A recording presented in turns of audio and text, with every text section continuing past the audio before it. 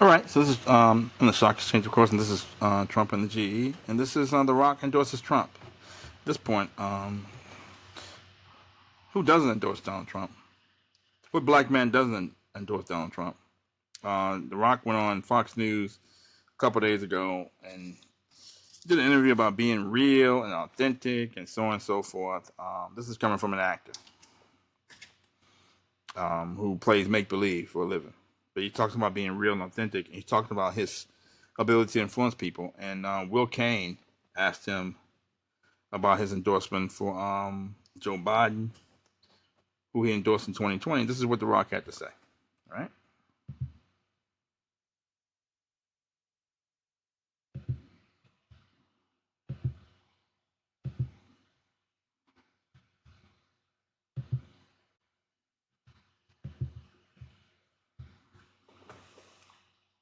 So let's be direct. Let's be honest. There was a time that you used your fame, and it was a time that not everybody was happy.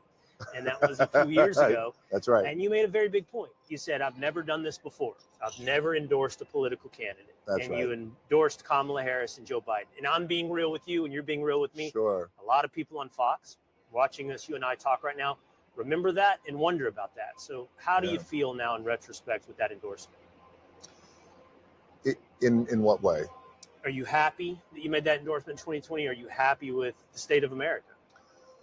Am I happy with the state of America right now? Well, that answer is no. Do I believe we're going to get better? I believe in that. I'm an optimistic guy, and I believe we can get better. The endorsement that I made years ago with Biden was one I thought was the best decision for me at that time. And I thought back then, when we talk about, hey, I'm in this position where I have some influence, and it's my job then. I felt like that then. It's my job now to exercise my influence and share with this. This is who I'm going to endorse. Am I going to do that again this year? That answer is no. I'm not going to do that, because what I realized, and I didn't realize it back then, Will, but I realize it today. And back then, just like I am today, very lucky, I was then the most followed American man in the world, and I am today the most followed American man in the world, and I appreciate that. But I also realized that what that caused back then was something that tears me up in my guts back then and now, which is division. And that got me. And I didn't realize it then. I just thought, hey, our country feels like there's a lot of unrest. It feels like I would like things to calm down. Maybe we need a change. This is what I'm going to do, and this is who I'm going to endorse. The takeaway after that, months and months and months, I started to realize, like, oh man, that caused an incredible amount of division in our country. So I realize now, going into this election, I'm not going to do that. I wouldn't do that, because my goal is to bring our country together. I believe in that in my DNA. So in the spirit of that, there's going to be no endorsement. Not that I'm afraid.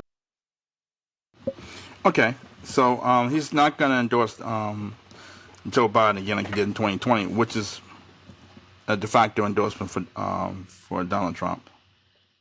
So that's basically what he said. I'm endorsing Trump this election.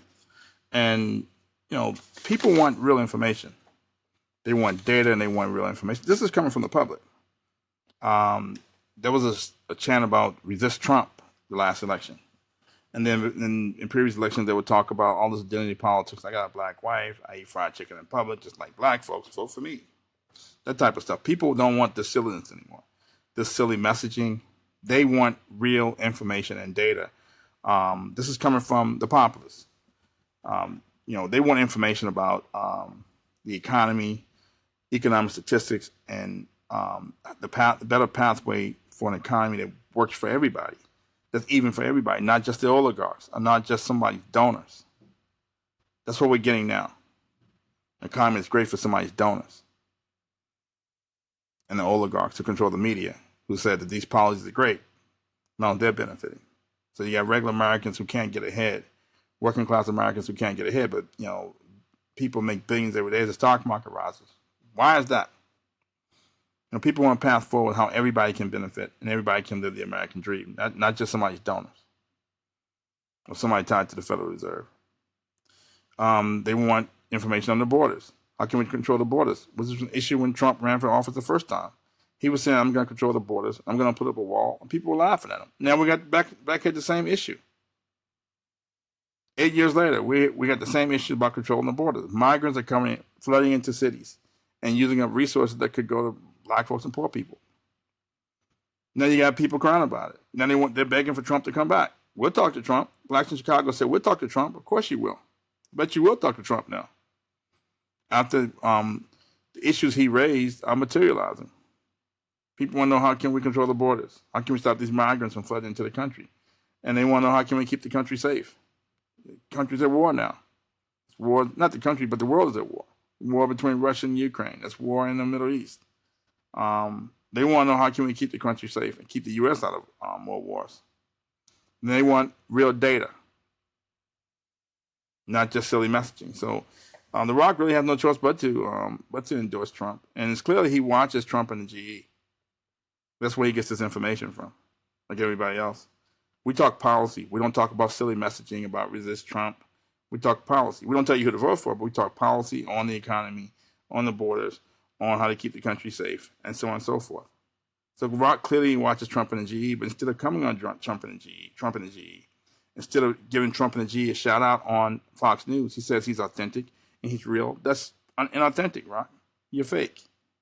You clearly watch our show on a regular basis. You clearly channel whatever you hear me saying on a regular basis. That's how you know all this information. That's how you know who to endorse. That's how you know how to discuss policy now, and not the silly messaging about resist Trump. So you clearly watch on Trump and the GE, but instead of coming on Trump and the GE, you go on Fox News, and then you don't even give us a shout out. This is ridiculous, and this is an outrage, actually. And then you talk about being real. So you're talking out both sides of your mouth. You're talking about being real, but then you don't give us a shout out. Give Trump and the GE a shout out. And last but not least, I think he talked about he's the most watched man in America, which is another lie.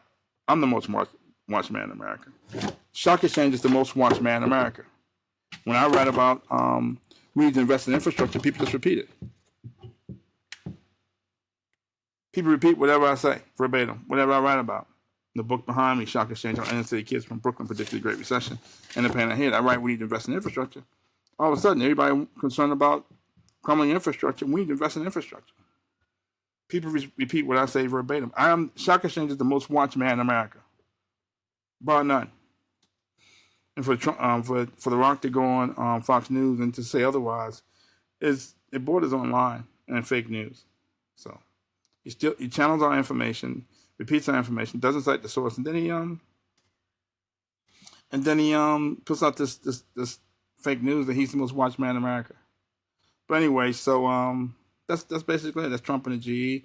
The Rock endorses Trump, and he clearly watches Trump and the GE. We love you having on the show, Rock. If you're interested. Thank you for listening. Thank you.